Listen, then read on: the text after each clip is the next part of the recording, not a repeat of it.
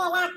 நீ எந்த உயிர் மீது அதிகமான அன்பு வைத்திருக்கின்றாயோ அவர்களை விட்டு இப்போது பிரிந்து இருக்கின்றாயோ அவர்கள் தானாகவே உன்னிடம் வந்து சேருவார்கள். நீ பிரிந்த நட்பாக இருக்கலாம், நீ பிரிந்த உறவாக இருக்கலாம், எதுவாக இருந்தாலும் உனக்கு உயிராக இருக்கும் அந்த ஒரு நபரை உன் இல்லத்திற்கு கொண்டு வந்து சேர்க்கப் போகின்றேன் தங்கமே. நீ அவர்களால் மிகவும் வருத்தப்பட்டு கொண்டிருக்கின்றாய்.